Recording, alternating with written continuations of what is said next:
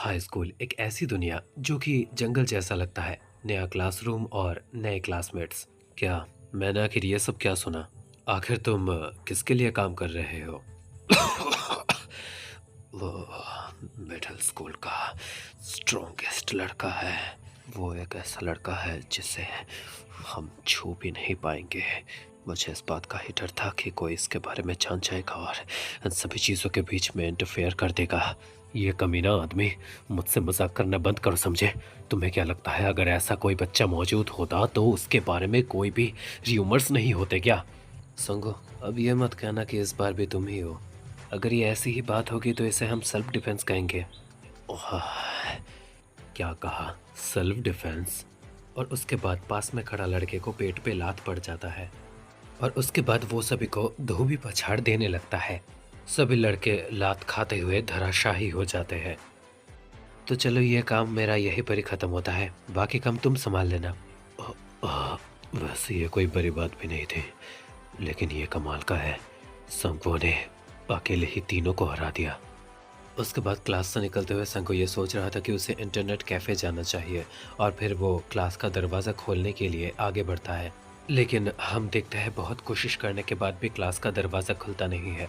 सभी बाहर थम जाते हैं, यानी बाहर की दुनिया पूरी तरीके से थम जाता है और अंदर संगवो ये सब देख पाता है। तभी वहाँ पर एक पोर्टल ओपन होता है, हम एक गेट को देख पाते हैं। मॉम ने हमेशा मुझसे यही कहा है कि मैं डैड जैसा दिखता हूँ, तो अगर इस वक्त डैड यहाँ पर होते तो वो क्या करते?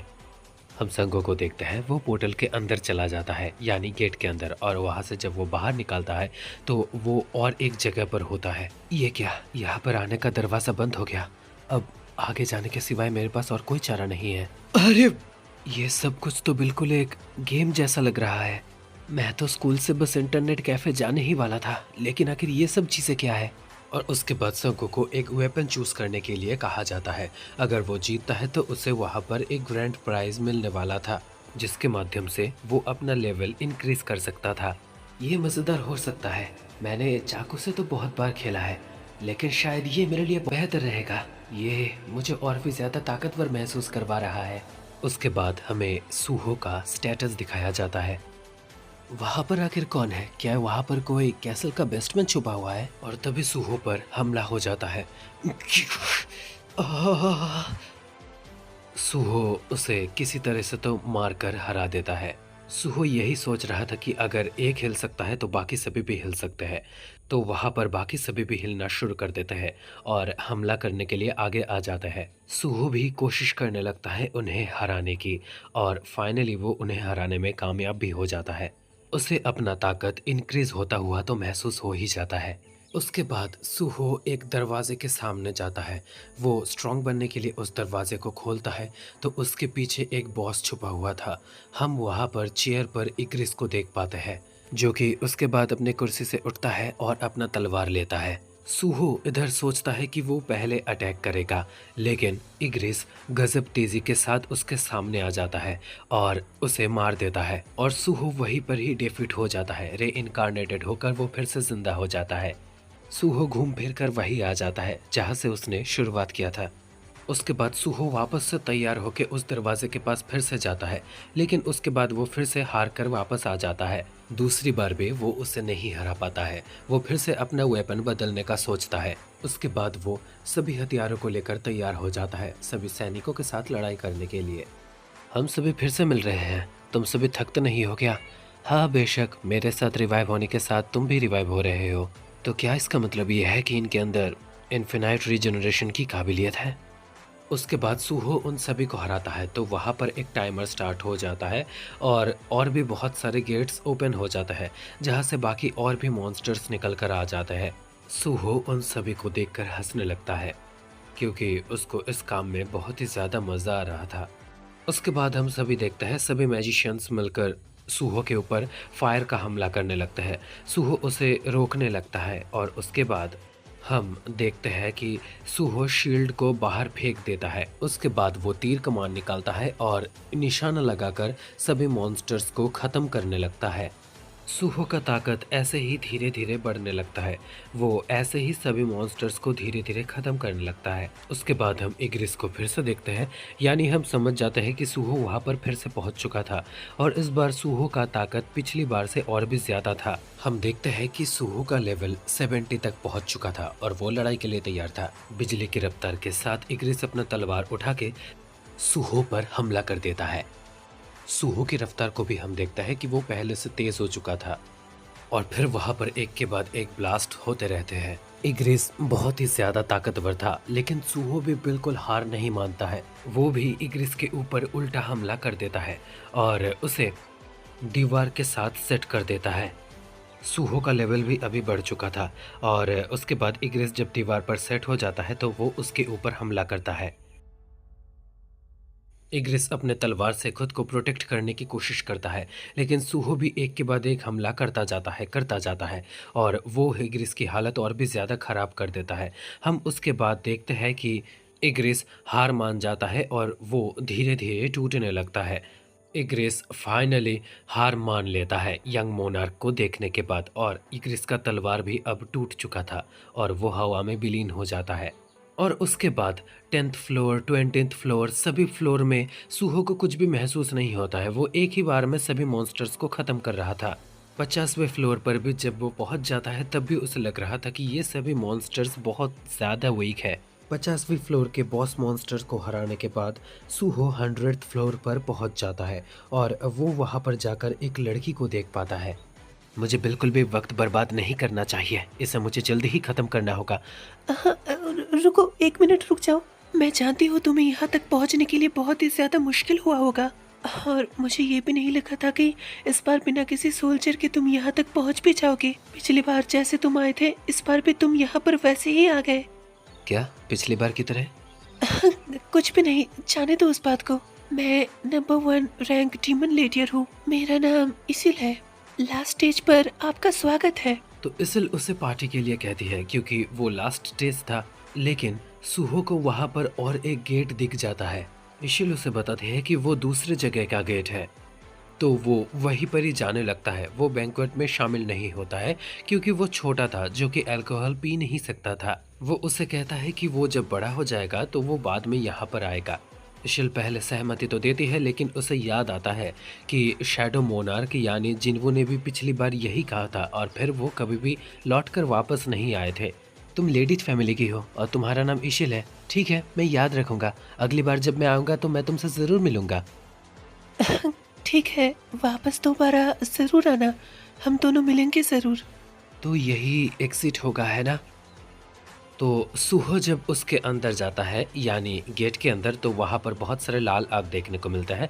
हम वहाँ पर वही शैडो चींटियों को देख पाते हैं। सूहो वहाँ से हालात को समझने के लिए पहले तो भागता है और उसके बाद वो सभी को धीरे धीरे करके ख़त्म करने लगता है और उसके बाद वो फिर से और एक दरवाजे के पास पहुँच जाता है जहाँ पर उसे लगता है कि वो वहाँ से निकल सकता था, लेकिन वो जब उसके अंदर जाता है तो हम वहाँ पर बेरू को देख पाते हैं। लेकिन मुझे ऐसा क्यों लग रहा है कि ये सच में रो रहा है?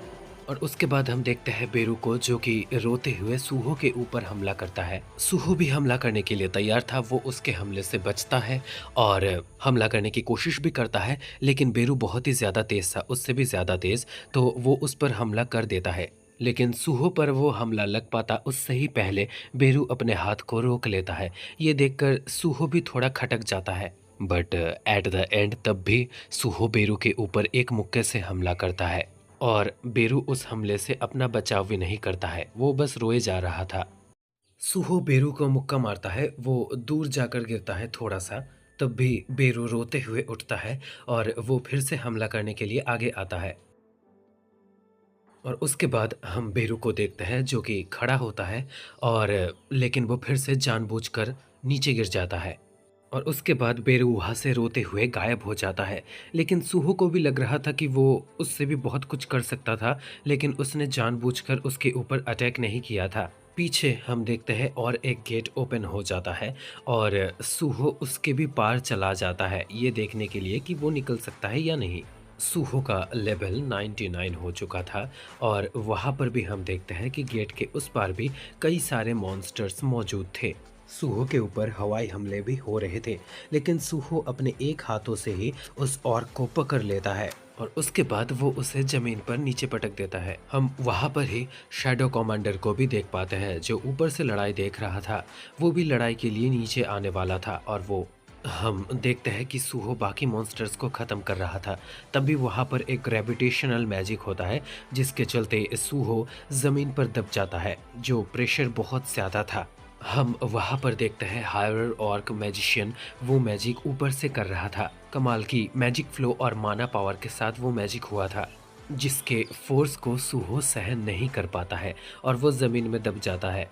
लेकिन उससे भी बच के सूहो बाकी सभी मॉन्स्टर्स को एक के बाद एक ख़त्म करते जाता है और उधर ही ऊपर हम सभी शैडो मॉन्स्टर्स को देख पाते हैं, यानी शैडो ड्रैगन्स को। और उसके बाद हम शैडो कमांडर को देखते हैं, जो कि वाइस लॉर्ड को बुलाता है और उसके साथ लड़ाई करने लग जाता है। हम देखते हैं उनके बीच में फाइट होता है, लेकिन उसके बाद ही सूहो को उसके साथ साथ शैडो ड्रैगन्स को भी हराना था, तो वो भी कर रहा था।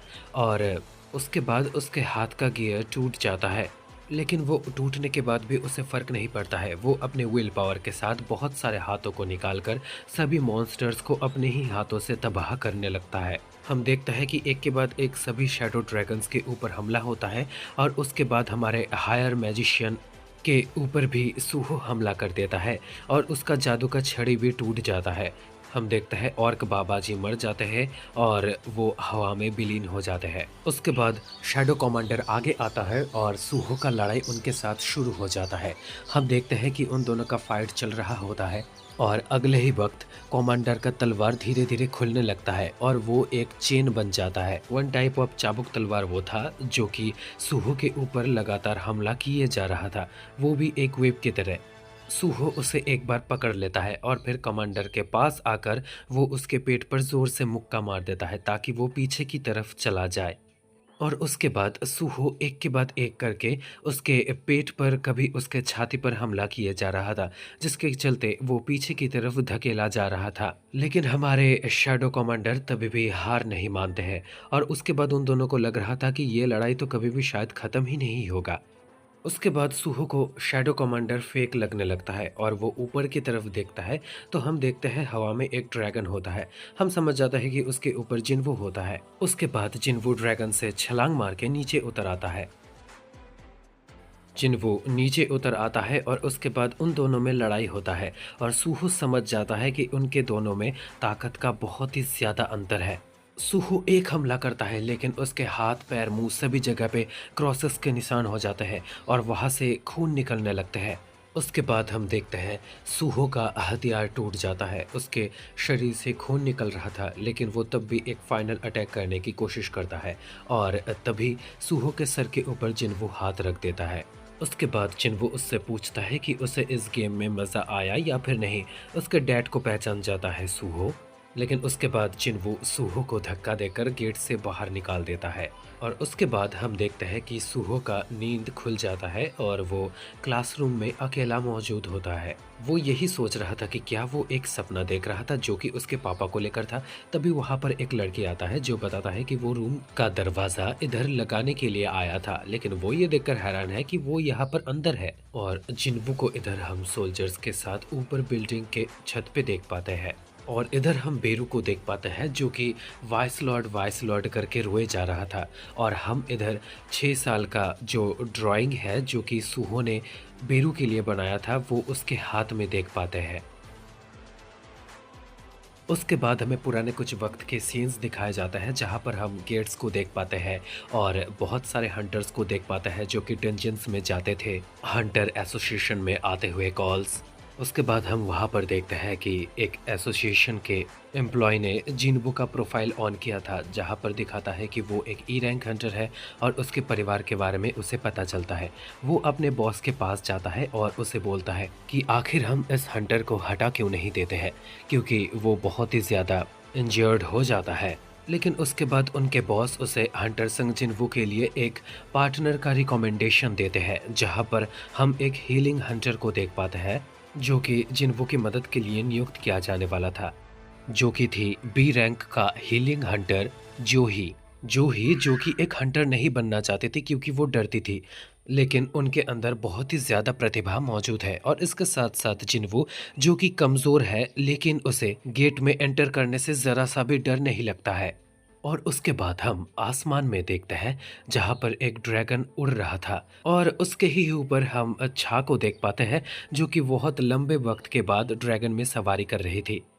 जिन्हो भी वहाँ पर था और उन दोनों का 16th एनिवर्सरी था जहाँ पर प्रेजेंट के तौर पर जिन्हो उन्हें एक नेकलेस देता है और उन्हें पहना भी देता है। वो दोनों ऊपर से नीचे की तरफ देख रहे थे। उसके बाद छा और इधर जिन्हो दोनों ही एक दूसरे को देखकर मुस्कुरा रहे थे। और उसके बाद हम फिर से देखते हैं कि गेमिंग डंजन में एक बार फिर से सूहो मर चुका था और वो फिर से री इनकारनेटेड होकर वहीं पर वापस आ जाता है। सूहो हारते तो जा रहा था लेकिन वो तब भी कोशिश भी किए जा रहा था और उसके पास अब एक ही लाइफ लाइन बचा हुआ था। एराइज, शायद ये मेरे लिए मेरा आखिरी मौका होगा। अगर मुझे यहीं पर ही रुकना नहीं है तो अगर मुझे यहीं पर ही रुकना नहीं है तो मैं इससे भी ज्यादा और भी ज्यादा ताकतवर बन सकता हूँ। उस दरवाजे के पीछे चाहे जो भी छुपा हुआ हो, मैं उस चीज को चैलेंज करना चाहता हूँ।